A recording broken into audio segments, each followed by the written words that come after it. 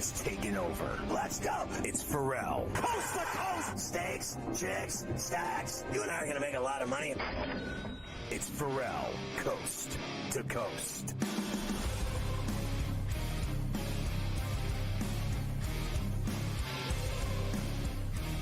All right, hour 2 of C2C on Where Do You Hear Wednesday, and we go to Chris Domino from the Fan in Atlanta, and they got a lot of stress in Atlanta today with the Braves up against it tonight at Petco in the final game of the wild cards on a Wednesday night at around 8:30 East, 5:30 West at Petco. We'll get into Max Fried Chicken in a minute, Chris. I want to talk about Monday first with you. What did you think when you saw them up 3-0 in the 8th inning, give up 6 runs, and then, Nimmo hit the shot above the chop house, a bomb. Then the Albies double off the wall. They score 4 runs and take a 7-6 lead. And then Lindor hits that bomb to the bullpen in right center, and the Mets win the game 8-7, and Diaz closes the door. They celebrate. They get drunk. Then the Braves have to win game 2. They win. They get drunk. Then they got to fly 6 hours to San Diego. And I thought they looked lifeless last night. But what did you think of Monday and the toll it took on the Braves? Yeah, so everybody kept telling me whoever wins the first game is going to lose the second. And I didn't really understand that because anybody playing, that's a 1-0 game. You're a 3-run poke away from actually being down in the game that wink, wink, you're supposed to win. I'll tell you what happened to me, and I don't do a lot of questioning. Managers got to figure out what they got. They know who's ready and who they can use out of the bullpen. But Ronaldo Lopez was used in game 2 because he had to be, which was basically his side session because if there's a game 3 tomorrow, he starts that one. I would have pitched him in the 9th inning in the first game instead of having Pierce Johnson out there. It's the only thing I didn't understand. Francisco Lindor is better than Pierce Johnson. The fact that that happened is not shocking to me. You had the guy on the mound you didn't really want on the mound at the end of that game, so it doesn't play out. The second game, you're just nervous that some backup second baseman that doesn't know any better, he's going to go hit the 3-run double, and you're going to end up going home instead of going out to San Diego. So it was a little bit more nerve-wracking than I wanted it to be. When I found out, and I found out Chris Sale wasn't going in game 2 earlier than everybody else for a reason. And I texted a couple of guys. I said, I can't tell you anything, but wait till you hear what's about to happen between games. And that was Alex Anthopoulos saying Chris Sale can't go. So then all of a sudden, people in the building didn't know it, quite honestly, until they threw the lineup up on Twitter, their social media account. There was no Chris Sale. And I think for a minute, everybody was like, well, sort of like last night. I got a 21-year-old going out to San Diego, and A.J. Smith-Shawver to throw that game. All of a sudden, game 2 didn't feel as good as it would have been had Chris Sale been on the mound for it. So if they lose tonight, they're finished. And his Triple Crown season basically is one he can brag about to his kids and his wife. And other than that, it won't matter. I mean, honestly, he'll get a Cy Young, and it won't matter. Their season ends because he couldn't pitch. It's like returning to Boston again with this guy with the injuries. What is wrong with him? Is his back really fried? Yeah, so he was down about 4 miles an hour the last start. And, everybody kept saying, oh, maybe it's his arm. But I believe it's his back. And it's one of those where you wake up and you go, okay, how do I feel today? Well, I can't go get a side session in.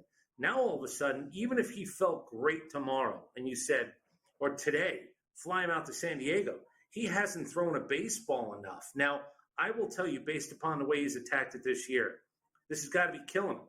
It's got to be. And, Scotty, I agree with you. Whether it's Ohtani, whether it's Judge, whether it's Lindor, whether it's Jackson Merrill, Churio, everybody starts at 0-0. Everything is gone in October, and you have to prove it all over again.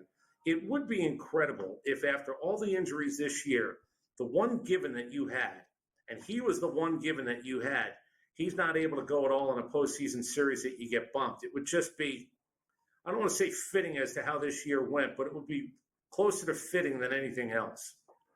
They have, I think, been really average with all of the problems that they've had with injuries. And it's not your fault, my fault. It's nobody's fault. It's not their fault. They had a brutal season. Yeah. And when you don't have Acuna and it goes on, and now you lose this guy, It's almost like the writing's on the wall that it was just never meant to be. Now, I have to ask you, I already said on this show today that I don't believe Max has been the Max Fried that everyone knows. I think, a few years ago, he was way better than he is now. I think he's not dominant. And I just think that his numbers reflect that. And I'm surprised, people are like, oh, they got, Snicker said, we got the best pitcher going, and tonight we just need to win one game. The guy, Musgrove's favored over him. He's like minus $1.18, minus $1.20, whatever it is. And that team is for real that you're playing. Like, they barely had to try last night and they beat you 4-0. This guy's a tough customer tonight. Do you think Fried can step up and win this game, or is it going to be another average performance by him? Yeah, so he's got a .670 win percentage going into his first free agency year. And what he needs is 2 GMs, 2. You'd like 5, but he needs 2 GMs not to think the way that you think. That at 30, now moving forward, he's not worth X amount of money. Rodon money and maybe a little bit more, because he's been a better pitcher for his career than Carlos Rodon, who got $160 million. That should be the starting point. Don't have a good outing tonight. I don't know how much it changes his money, but it certainly is going to change a little bit of the narrative. I can tell you, he threw last Friday against Kansas City, who needed the win. 8 2/3, 9 punch-outs, 2 walks, no runs. It was phenomenal. It was ace stuff. And I keep telling everybody that night we were doing the pregame, and then again tonight when I do the pregame, he can't look like an ace. He actually has to be an ace, because that line, why San Diego's favored, that's the Braves' offense. Everybody has picked up on what the Braves' offense isn't. They're terrible with runners in scoring position. Atrocious. They still were 4th in Major League Baseball in home runs. As a guy who watched every game, I can tell you it didn't feel anywhere close to that, because man on third, less than 2 outs, nothing. Second and third, 1 out, nothing. That's been going on all year. Their numbers, they went through a stretch where they were 3 for 29 runners in scoring position, trying to ensure a postseason spot. So that number is Musgrove, but it's also Musgrove against this Braves offense this year. Very interesting. Just let me ask you, do you think they're going to lose tonight, or do you think they're going to win in San Diego and keep their season alive? So I'm my favorite thing in baseball is a 3-run homer. And I know you guys were talking about deficits, down 2-0, down 3-0. That seems insurmountable now, whereas last year it was 3 runs in the 4th inning. I got plenty of at-bats. They struck out 15 times last night, and I'll do the basic math. That means you had 5 innings of nothing. You had 4 innings to find runs, and they're not a good enough offensive team to do that. Could Laureano hit one out? Could Soler hit one out? Could Ozuna hit one out? Absolutely. You're going to have to, because playing small ball and winning, that's not really what this team could do.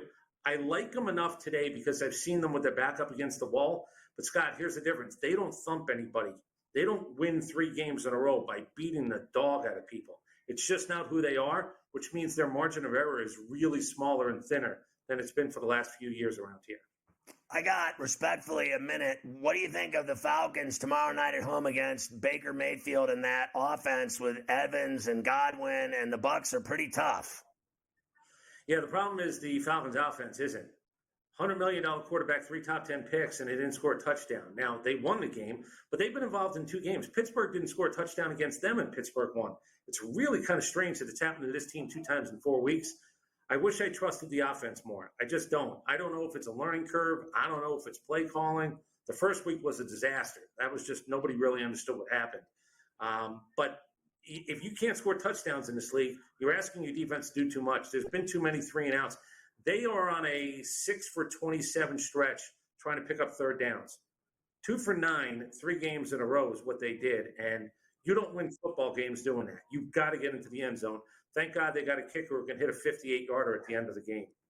I mean, that was a hell of a kick. You got to give him that. Great comeback by Georgia, only to lose to Alabama. We'll see what the Dogs do against Auburn this week at Sanford Stadium in Athens. The Tigers, Meadows just hit a home run in the 6th, the solo shot. The Tigers are up 1-0 on the Astros. Chris Domino, thank you. Enjoy the game tonight. All right, Scotty. Take care.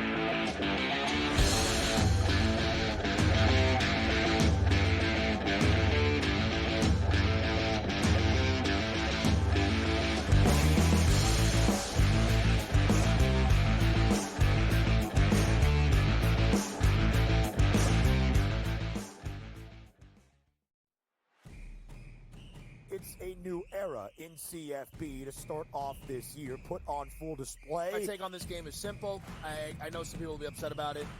Good riddance to the Pac-12. Can you do it in terms of the week to week to week? I don't see a pathway for this team to miss the college football playoffs. We want to make sure you have those best bets in the entirety of our betting cards. That was playing, but he had that program was already going there. Only on SportsGrid. Right here with you on Pro Football Today on SportsGrid. Odds in motion, trying to see what lines have moved throughout the week. Never felt more comfortable in this set than I do for this year. I am ready. I'm just getting angry. The hot takes are going to be here all long, people. What in the world is going on in Miami, guys? It's not particularly anything to shy away from just because many people are on top of it. Hot take, hot take. I think this line is asking you once again to take New Orleans. Pro Football Today, only on SportsGrid. Simply put, the only way to bet this is over under win total. I love Tyronn Lue. I think he's one of the 5 best coaches in the league. But my dear friend George Sorless told us to me a long time ago,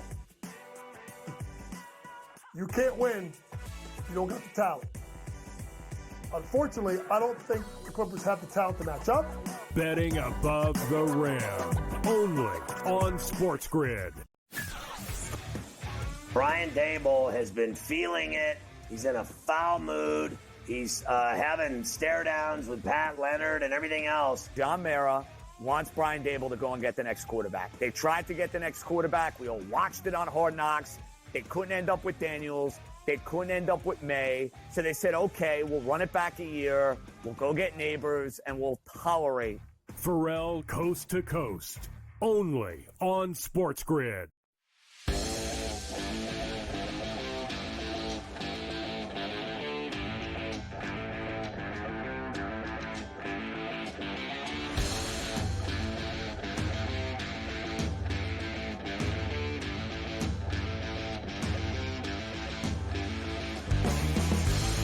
And we are back, Ferrall, coast to coast here on a Wednesday. And yes, it is the baseball playoffs, but we're going to slide in a little golf Wednesday here on C2C as we have the PGA swing season gets back going down in Jackson, Mississippi, the Sanderson Farms, where they're playing for the Chicken Trophy. There's actually also a very big tournament on the DP World Tour, which is the Alfred Dunhill, which plays at a couple different courses, including Carnoustie, St. Andrews, etc. So two very good tournaments. Well, one very good tournament, and then we have some names, I guess you could say, Cam, playing for the Chicken Trophy down there in Jackson. Of course, the Prime Minister, Cam Stewart, is with me every golf week, every golf Wednesday to get us ready. Cam, good to see you as always, my man.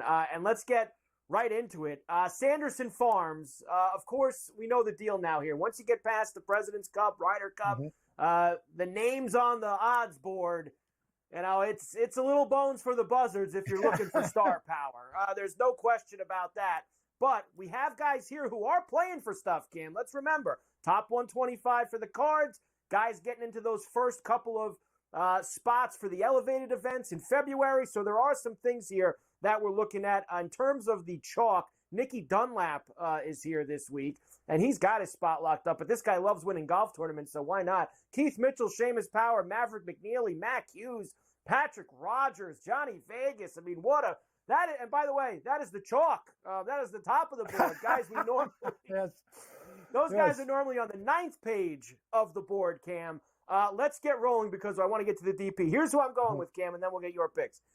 I'm going right to the chalk. Usually the chalk for us is like somebody at 8-1 or 10-1 or 12-1.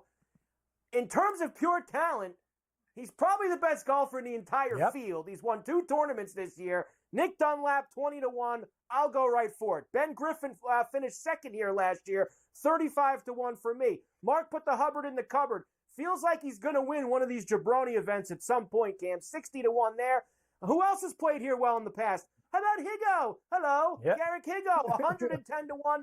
And also Joel Damon has great history at the Sanderson Farms. 150-1 for Joel, who needs to get himself. He got to stay in the top 125, Cam. He wants to make sure they keep putting him on Netflix. Great call there, Carver. And I'll tell you, Dunlap, I got him at a 28 on one of my bets, but I'll let you have him too. Just want to know I'm also on him at a crazy price. But I'm going to go with Maverick McNeely at 25-1. I think this course, 28-1 actually, this course really suits his eye. And I think if he can get that putter rolling and, fairways and greens, Chan Kim, one of these hot young players you talk about, making a name for himself, Carver. This is what I like about Eric Cole. I'm on him again. He's a guilty pleasure. I know he's probably cost us more. I'm going to have to bet him every tournament for the rest of my life. But this time, he faded when we were all on him last week. This is the time to take him in the silly season, 40-1. Novocaine, as Carver likes to call him, Andrew Novak at 60-1. Likes the conditions here. Michael Theodor Bjornsson, very talented young player. And you know me, Carver, going back, Dukes of Hazzard, Pearson Coody, 110-1. Yeehaw! Part of the Coody brothers. I got the Coodies. I couldn't go the whole way with Eric Cole this week. And yes, he does play well in the swing season, but I was willing to go top 5 with him, Cam, at a big price too. 8-1, 8.5 actually, plus 850 for Eric Cole for a T5 here. I'm going to go there. Mac Hughes has won here in the past. He's a winner at the Sanderson Farms. Yep. Top 10 at plus 300. JJ Spuds, JJ Spawn, top 10 at plus 350. And these two, Cam, look at this. Ricky Fowler's got a slum it at the Sanderson Farms this week because of how far he finished out in the FedEx Cup points this past year. He needs to start playing some good golf. Top 20 for him at plus 300. And listen, Troy, take me to the Merritt Parkway. He loves tournaments like this. Finished in the top 10 here last year. I just need a top 20 at 7-1, Cam. Carver, it's going to be interesting with Fowler. Quick note, new equipment, new irons could be huge for him this week. He says he's feeling a lot better. And you know what? He can only get better. We're going to go with Dunlap, top 10 for a 250. That's a great price for Carver's outright to win. Ben Griffin loves these type of tournaments. You want fairways and greens at the Sanderson. Nothing too fancy. Jagerbaum, top 20, plus 160. Johnny Vegas, he's one of the best this week, plus 160. Mr. Fishburne, we're at the Fish Cookout right now, plus 165. And not Mark Messier, Mac Meisner, top 20, plus 190, Carver. Our friends all over the board. Vegas, you Fishburne. Love Mac. I do. I used to have a Nick Lashley problem. I got a big Mac problem now. Next, first round leader bombs for me over at the Chicken Tournament. Svensson at 55, Charlie Hoffman at 60, CT Pots and Pans at 65, Adam Schenk 75, Ben Coles at 90-1, Matthew Naismith at 100, and your boy Nico Echevarria at 110-1.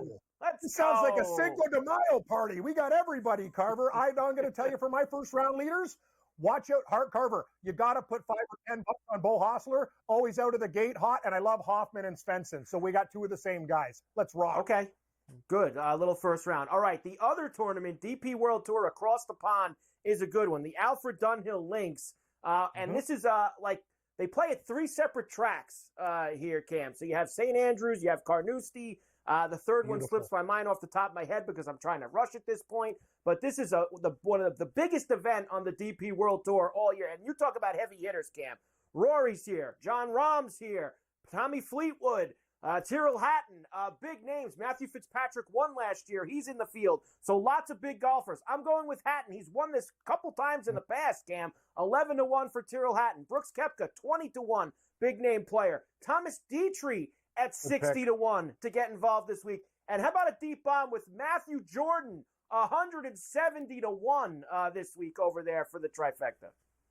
Carver, I found a John Rahm bet boost to 10-1. He's going to be played, but I'm going to tell you guys something. Team USA, Billy Horschel loves Europe. People don't know. I won him last week at 25-1. The guy plays great golf overseas. He almost won the Open Championship, 30-1. Tristan Lawrence, 35. And I found another guy, Nicholas Norgard. I've done some. Guy shot 263s here, Carver. I did my research this week at 50-1. Give me the Norgard plan. I'm in. I love this guy. Let's party. You love your boy Norgard this week over at the DP World Tour, the Alfred Dunhill, which is going to be a fun one. So there you go. 2 tournaments for us this week, Cam.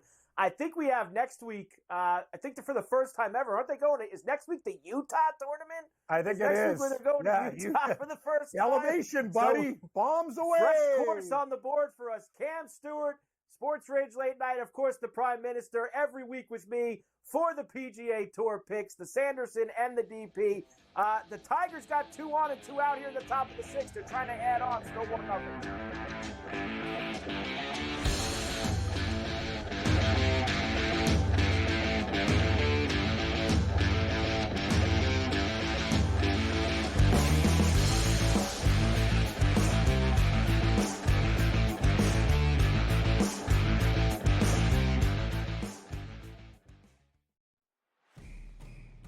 it's a new era in CFB to start off this year, put on full display. My take on this game is simple.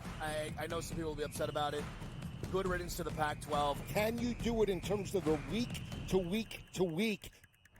I don't see a pathway for this team to miss the college football playoffs. We want to make sure you have those best bets in the entirety of our betting cards. That was playing, but he had that program was already going there. Only on SportsGrid.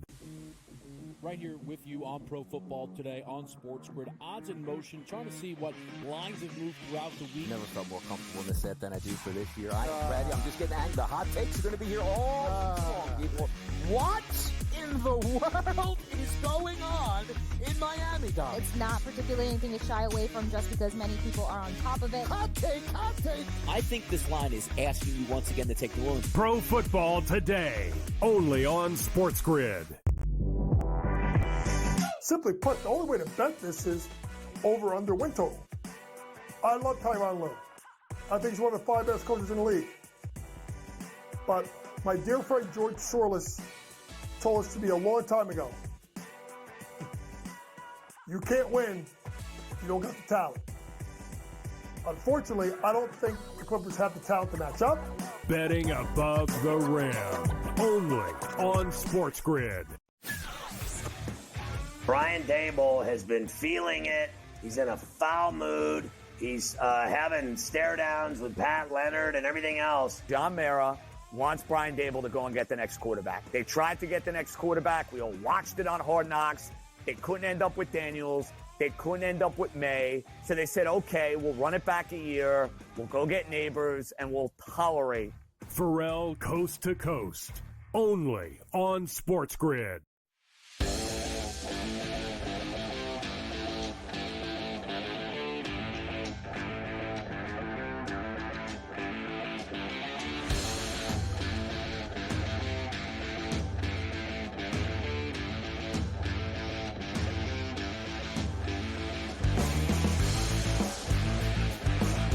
All right, Carver High. We go back to Pain Day, Skinny, and the Devontae Adams saga out in Sin City.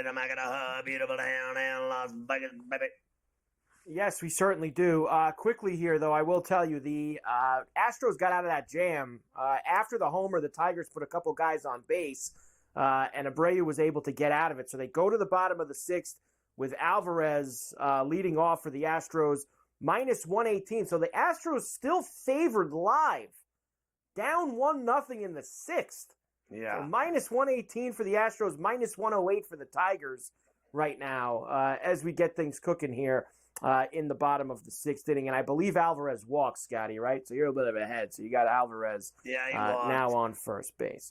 All right, let's do the Adams stuff. So we talked about the reports. They say he prefers to either rejoin Aaron Rodgers in New York or Derek Carr in New Orleans. There's other stories, Scotty, that say there are other teams involved, whether that be the Steelers. I've seen some people say the Bills, Washington. Really the teams that were involved with Ayuk, assumingly are going to be involved in this as well. So this is Antonio Pierce about an hour and a half ago, Scotty, as he did his weekly Wednesday press conference. And the reporters asked for an update on Adams. Let's just say Pierce really didn't want to get into too much, and he's looking forward to playing Denver this week. Have you communicated with Devontae, and where is the relationship with you? And me and Devontae talk often. Have you talked to him since all of this? I believe that between me and Devontae. Are you concerned at all with this being a distraction? No, because we're focused on Denver.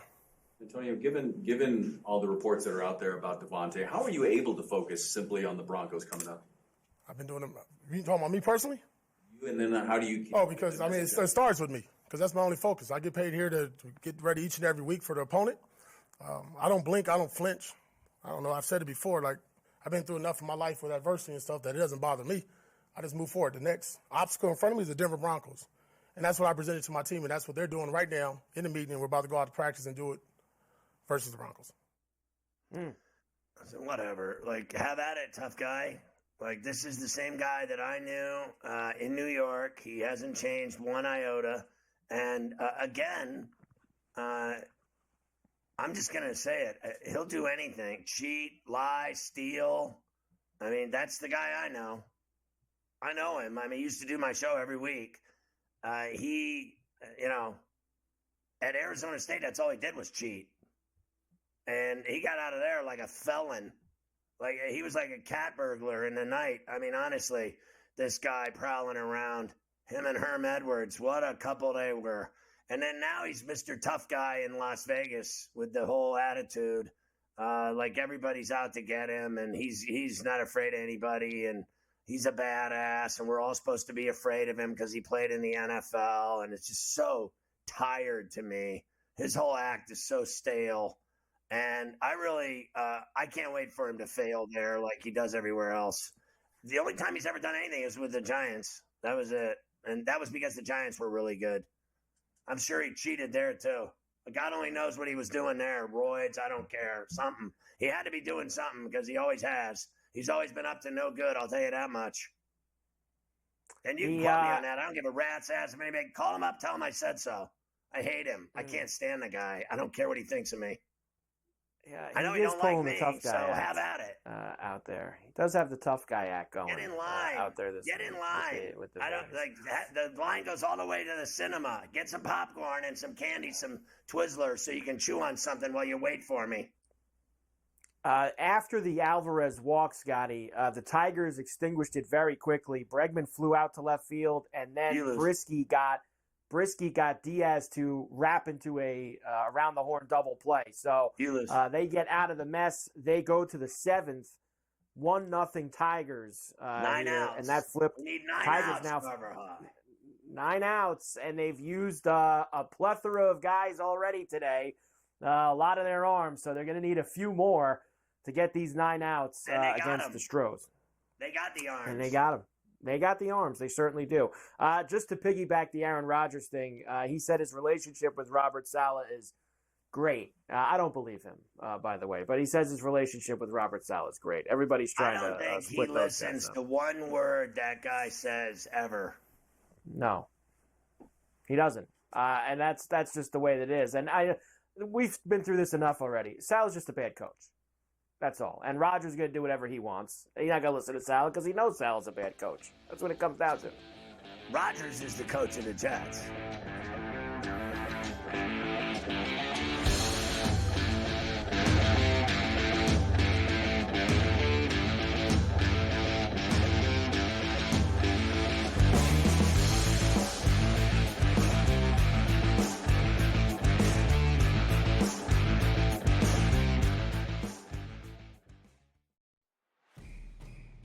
It's a new era in CFP to start off this year, put on full display. My take on this game is simple. I know some people will be upset about it. Good riddance to the Pac-12. Can you do it in terms of the week to week to week? I don't see a pathway for this team to miss the college football playoffs. We want to make sure you have those best bets in the entirety of our betting cards. That was thinking, but he had that program was already going there. Only on SportsGrid. Right here with you on Pro Football Today on SportsGrid. Odds in motion, trying to see what lines have moved throughout the week. Never felt more comfortable in the set than I do for this year. I'm ready. I'm just getting angry. The hot takes are going to be here all season long. What in the world is going on in Miami, Dom? It's not particularly anything to shy away from just because many people are on top of it. Hot take. I think this line is asking you once again to take New Orleans. Pro Football Today, only on SportsGrid. Simply put, the only way to bet this is over under win total. I love Tyronn Lue. I think he's one of the 5 best coaches in the league. But my dear friend George Sorless told us to me a long time ago, you can't win if you don't got the talent. Unfortunately, I don't think the Clippers have the talent to match up. Betting above the rim, only on SportsGrid. Brian Dable has been feeling it. He's in a foul mood. He's having stare downs with Pat Leonard and everything else. John Mara wants Brian Dable to go and get the next quarterback. They tried to get the next quarterback. We all watched it on Hard Knocks. They couldn't end up with Daniels. They couldn't end up with May. So they said, okay, we'll run it back a year. We'll go get Neighbors, and we'll tolerate. Ferrall Coast to Coast, only on SportsGrid.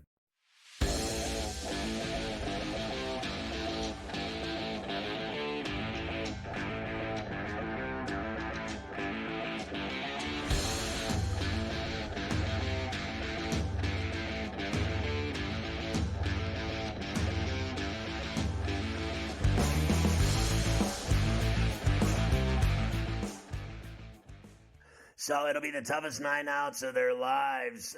Going to the bottom of the 7th, still 1-0 Tigers. We're talking NFL, though, with Carver High. Mike Tomlin basically going back to the well with Fields.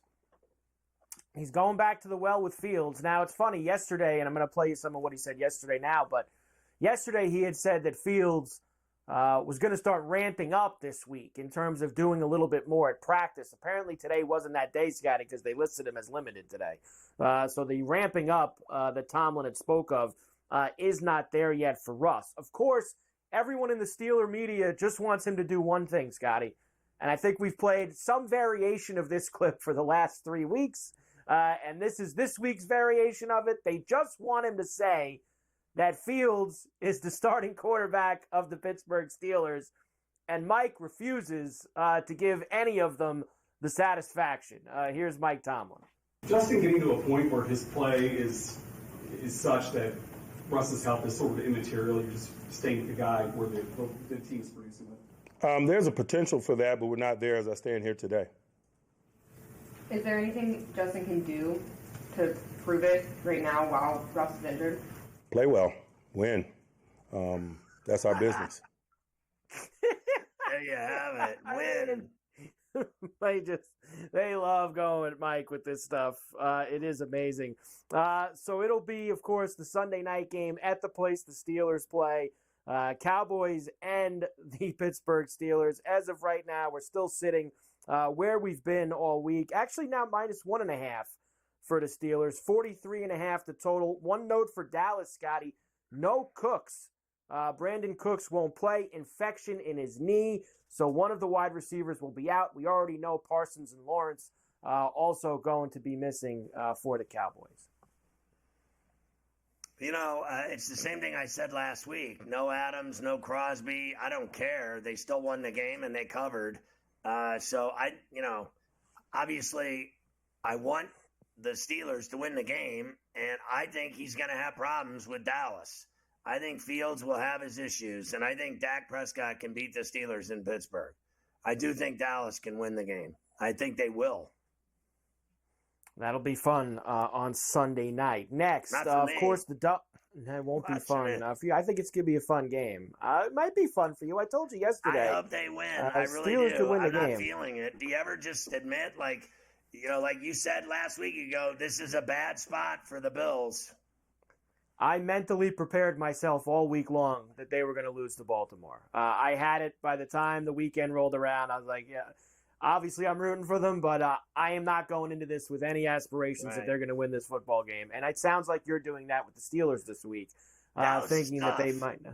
Dallas is a tough squad. They didn't win 36 games in 3 years because they suck. Like, the guy can play. Dak Prescott can play. I don't think he's the greatest thing I've ever seen, but I think he can win. I think he can play. And I know CeeDee Lamb's a problem. Well, Pickens is a problem. And I don't think they utilize him enough for as talented as he is, whereas I think Dallas does utilize Lamb. Like, they're not stupid. They go at it, and they go for it. And that's why they are successful. The Steelers, to me, throw to Pickens 3 or 4 times a game. That's it. Like, it's embarrassing because they establish the run. That's their whole thing. They want to run the football, and they just cram Harris down your throat all night, and that's what they do. And, like, I was so surprised at the Charger game how much they threw the ball early. And, when they were down 10-7, then they started slinging it, and Freiermuth had a bunch of catches. Pickens had a bunch of catches. Austin had the 55-yarder. So it's the first time I've seen him throw the football like that in 3 years, 4 years since then. I want to tell you about what's going on here. So this Jackson Jobe came in for the Tigers here, Scotty, to start the 7th inning. Now, I don't know if you've heard about this kid. This is one of their top prospects. He was taken 3rd in the 21 draft after the Pirates took Hank Davis and Jack Leiter's pick. So he was the number 3 overall pick. They called him up in like the last week of the season. Last week, 10 days of the season. Right. He's a fireballing, young throwing kid. And they're putting him in quite the spot here. 1-0 game, bottom of the 7th, and he hits the first batter, brushed the jersey, so a runner on. Wow. Now a lot of two runners on. The next guy got two a runners hit. on now. A lot of stones from Hinch to put this kid in the game. 1-0 here.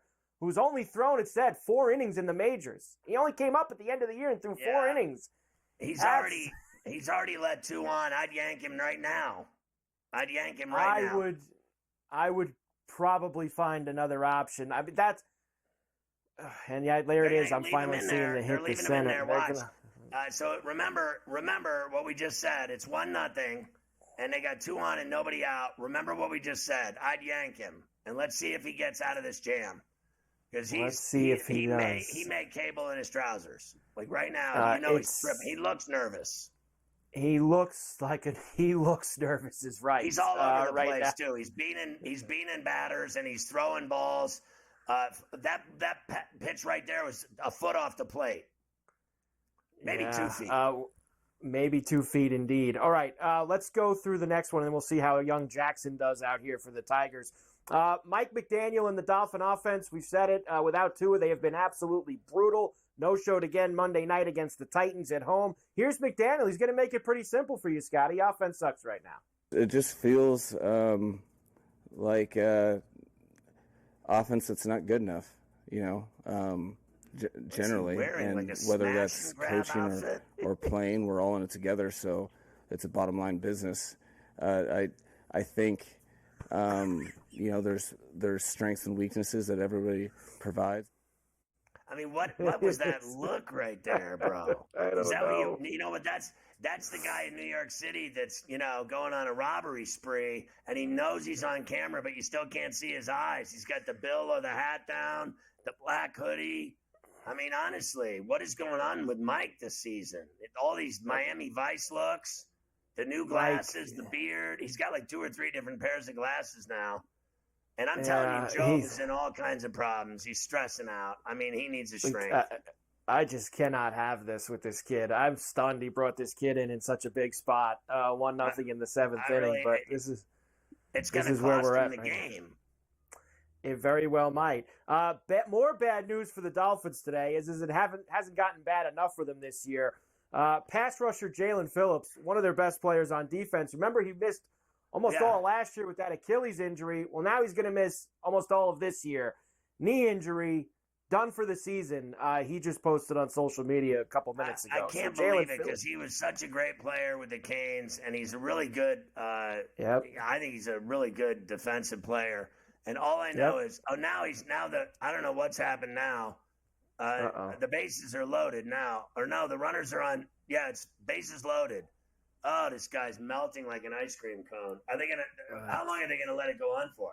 Are they gonna leave him out there? This guy single-handedly blew this game by himself. I don't care how fantastic a player he is. I don't care how enormous a talent or how high a draft pick. He's literally loaded the bases, and they didn't even get a hit. They got 1 hit. He beat a guy, and that was an infield butchery right there to load the bases. And the guy he just put on was up there to bunt. Like, he went up there to bunt and move the runners over and give you an out. And he didn't even want to accept that out. And he couldn't even get the out. And again, they're about to turn this lineup over too. So even if he gets an out here, you're going to start to see Altuve and Tucker and Yordan Alvarez. And it was a bunt that got him on. It was a little bunt down the left field line that they couldn't field. So bases loaded, nobody out. Unbelievable. And he's here. 3 feet off the plate on the first pitch here. This is a disaster. There was 1-0, and that's all over but the shouting. If he gets out of this jam, I'll keel over.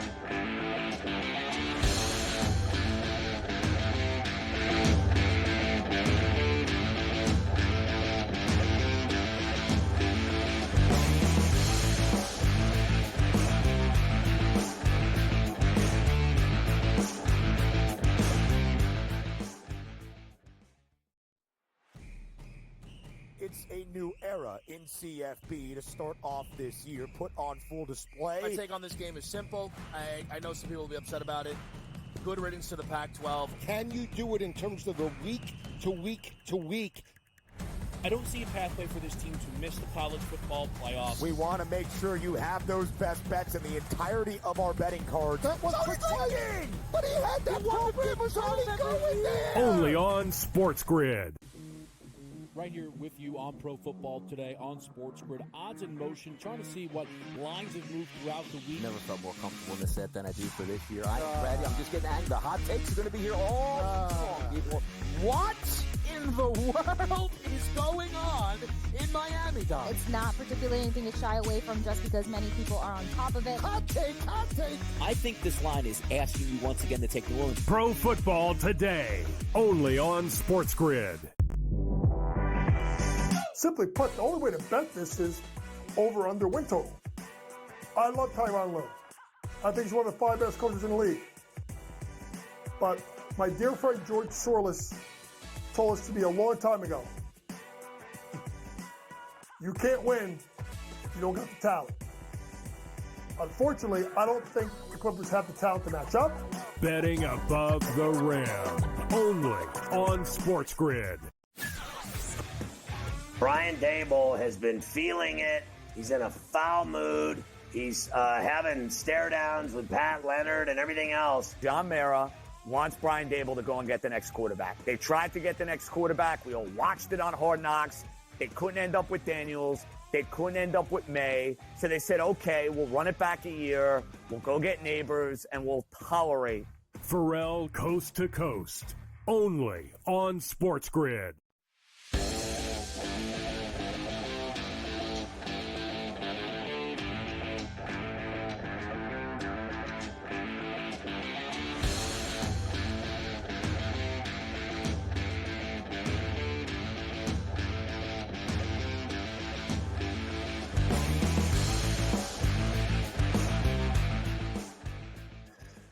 Unbelievable. So a grounder to Torkelson at first. He throws it into the dirt at home plate. Catcher doesn't get it. It bounces off his chest. So that tied it. No outs. Then the next guy up, Altuve, pops out to right field. Right fielder throws the ball home.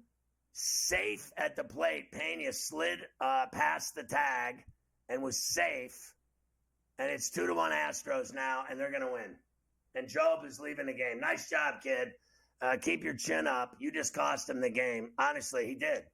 And I got to tell you, Torkelson's throw home was ass. And I didn't even think the throw from right field was that bad to the catcher. And I just saw it. It was close. I mean, it was close to throw from right field, but he got in there. He was safe. The one thing about the Torkelson throw is he's got to make it better. He was on his knees on the ground, making a diving stop.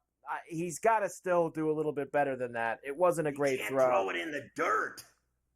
Throw it home. You can't, especially since it's just a force. Yeah, he just got in with that. Why couldn't he, on his knees, sling a sidearm throw to the catcher right into his glove? Should have been an out. It should have been an out. It should not have been a bounced throw. It should have been a throw to the glove, out, on his knees, leaning forward. He should still be able to sideways sling that ball to the catcher into his glove and not bounce it off his chest. Torkelson with the error. It was a terrible throw. It was a terrible throw. Look, this still goes back to the decision to bring that kid in that spot. 1-0 game in the 7th. What are you doing? He's using basically a different guy every inning, and I know he's got matchups probably that he's looking at. It was the bottom of the order. Put him in the 3rd inning or the 4th inning. Put him in early in the game, a little less pressure. 7th inning lead, 1-0. That was a lot for the kid. Hits the first batter, gives up the bloop single, can't make the play on the bunt. Bases get loaded fast, and that's when you leads to stuff like the Torkelson play. And now the kid's in the locker room crying and needs a shrink. And his mommy. Now you've lost him. Now you've lost him mentally. For the next time that you go to him, you basically can't. What are you going to put him back in the game? Can't use him tomorrow now. No, that's what I mean. You're not. I wouldn't let him near the pitcher's mound. I mean, I wouldn't even let him warm up. I wouldn't even let him. I wouldn't even let him in the bullpen. I tell him to Sit in the dugout the whole game and spit sunflower seeds. You're done. Yeah, that's what they should do at this point. Meanwhile, we have a run already in the other game. The Royals got a run in the top of the first They got against out of the it Orioles. with a double play grounder, so it's 2-1 going to the 8th. The Royals got a Vinny Pasquantino RBI single in the top of the first inning. They go to the bottom of the first at Camden Yards. Royals already got one off of Eflin here to start the game off with the Orioles coming up against Lugo. So that's where we're at. Both games going on right now. Okay, next with the football, of course, tomorrow night. We'll do a lot tomorrow on the Falcons and the Bucks as they're the first game of Week 5 on Thursday Night Football. Here is Raheem Morris. What have the Falcons done this year in their 2-2 record, Sky? Every game has basically been down to the wire and to the last play. Does that help or hurt you? Here's Raheem Morris. I just feel like since I've been in the National Football League, it's been that way. This is the game of 3 points, Still Al Pacino, the game of inches, but it is so true in the National Football League. Very rarely do you see blowouts. Very rarely do you see 2-score games. And in this league, it's no different. You get a couple every week, but, man, these things happen like that a lot.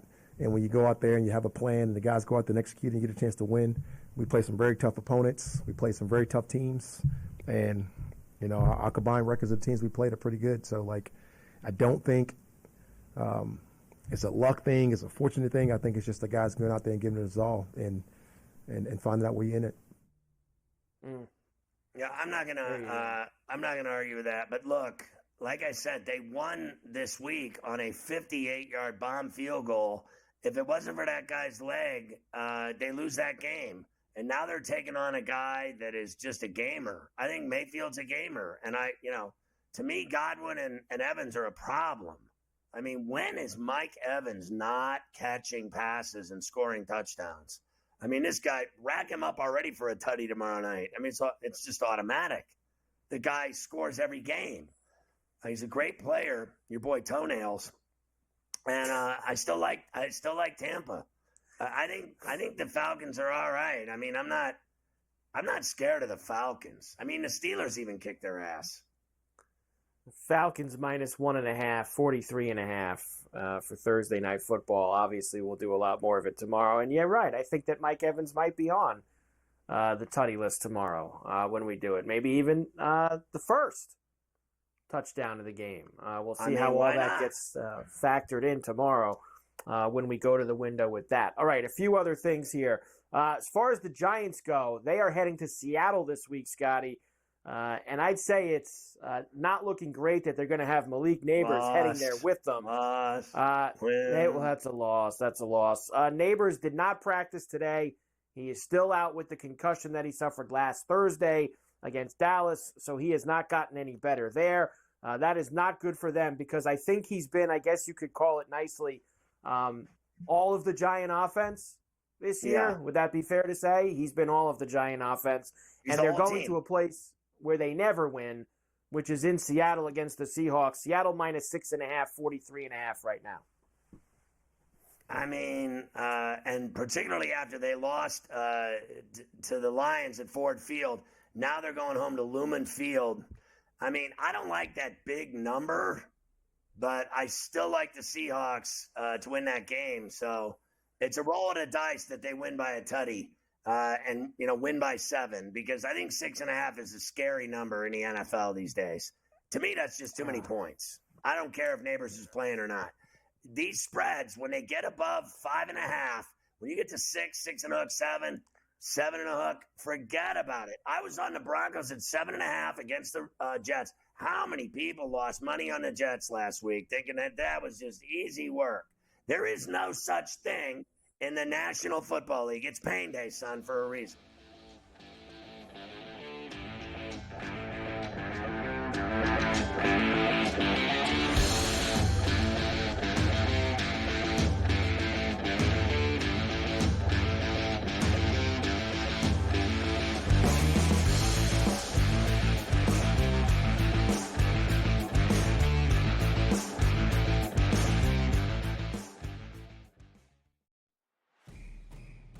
It's a new era in CFB to start off this year, put on full display. My take on this game is simple. I know some people will be upset about it. Good riddance to the Pac-12. Can you do it in terms of the week to week to week? I don't see a pathway for this team to miss the college football playoffs. We want to make sure you have those best bets in the entirety of our betting cards. That was playing! But he had that program was already going there! Only on SportsGrid. Right here with you on Pro Football Today on SportsGrid. Odds in motion, trying to see what lines have moved throughout the week. Never felt more comfortable in the set than I do for this year. Brady, I'm just getting angry. The hot takes are going to be here all people.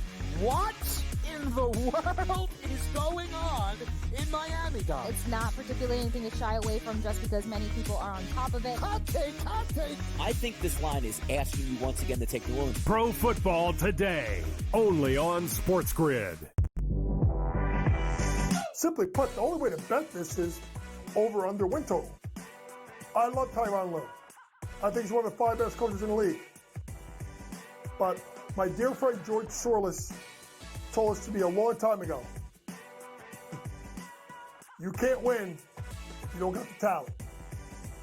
Unfortunately, I don't think the Clippers have the talent to match up. Betting above the rim. Only on SportsGrid. Brian Dable has been feeling it. He's in a foul mood. He's having stare downs with Pat Leonard and everything else. John Mara wants Brian Dable to go and get the next quarterback. They tried to get the next quarterback. We all watched it on Hard Knocks. They couldn't end up with Daniels. They couldn't end up with May. So they said, okay, we'll run it back a year. We'll go get neighbors, and we'll tolerate. Ferrall Coast to Coast. Only on SportsGrid.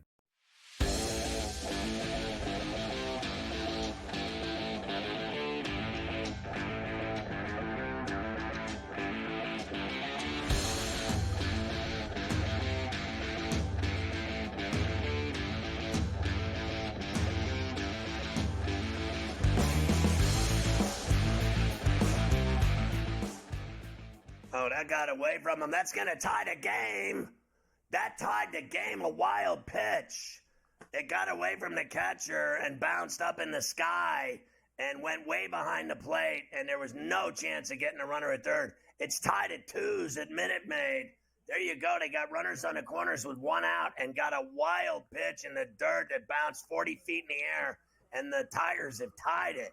Sweet Ginger Brown. Woo! Yeah, they got a, with 1 out, Carpenter singled, and then Vierling singled to get him to first and third. Carpenter comes home, Scotty, on the wild pitch by Presley. So now Riley, and that got way away from him. Man, that bounced high up in the air. And again, how many times have we seen this in the last 3 days? We saw it with Diaz on Monday. We saw somebody else do it yesterday. What was Presley doing there for the Astros? Kind of standing there at home plate. The catcher actually got the high bounce off of it. He was looking to come home, and nobody was standing there. What are these guys doing this week? We saw it the other day with Diaz standing on first when Alonso made the play behind the bag. Yeah, you're right. How are you not covering home after you throw an awful pitch like that? Go down there and get to the plate. They got runners on. I would pay money. I literally will pay money to see them beat the Astros today. Literally, I would pay for it right now.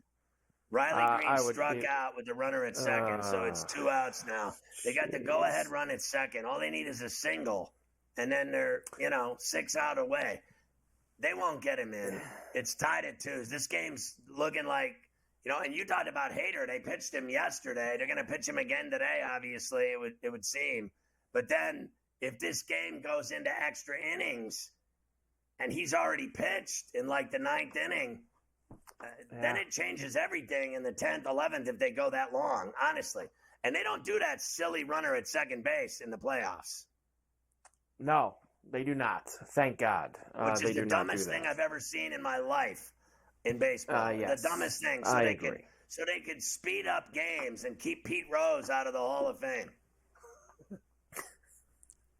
The Texans get get these Joe people out Mixon. of these stadiums quick. Get them home. Get We him need out. to get them on the road as quick as possible. Get 'em Drunk out. driving.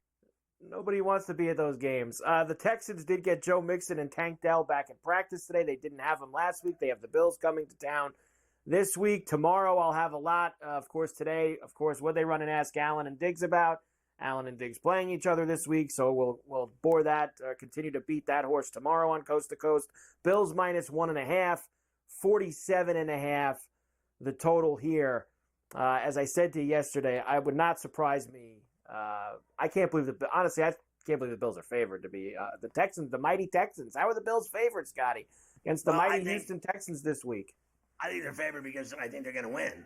So I think that the books think they're going to win too. I think they realize that Stroud is great and Josh Allen's excellent. Okay, so great and excellent are two different islands, and I like excellent better than good, great or otherwise. I think the Bills go to Houston and win that game. The Ravens and the Bengals are going to get together this week. I know you can't root. I know somebody's got to win, unfortunately, unless maybe they tie. You can get a tie out of the two of them. I guess that's possible. I went to a tie game. Lions Steelers. And the Ravens, you did go to that game. And the Ravens are road favorites in Cincinnati this week. They are 2.5-point road favorites. Total's 50.5. Lamar 21-7 straight up as a road favorite in the NFL. Do they go to 3-2 and bury the Bengals a little bit further? Yes, they do. Right? They're going to go beat the Bengals. The Bengals have looked good against the Panthers only. That's it. Everything else. Oh, no, excuse me. They look good against Kansas City, and they still blew it. They fumbled late in the fourth quarter and blew that game. They should have beaten the Chiefs. But no one beats the Chiefs, just the way the NFL likes it. And I think the Bengals are playing better. I think it'll be a good game. I think it comes down to, frankly, Tucker, who everyone said is like now fading and not playing well. And, you know, he's in a slump or something like this. I bet he wins the game for him. Is the game in the jungle? It is. It's in the jungle. Yes. Baltimore wins at the jungle on a Tucker field goal. Hello. First and second for the Tigers, and the Astros are going to Hader now here in the top of the eighth with 2 outs. So they just got Hader running out of the bullpen. He's going to try to get this last out and keep this game at 2-2 in Houston. So we got a good one going here with elimination on the line. And the Royals are winning. Yes.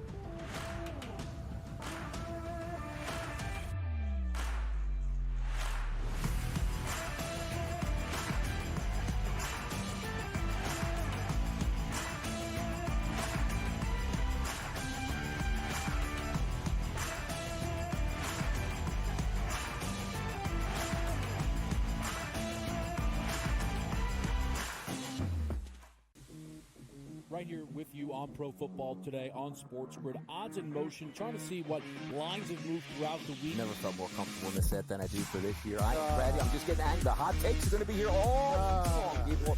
What in the world is going on in Miami, Dom? It's not particularly anything to shy away from just because many people are on top of it. Hot take.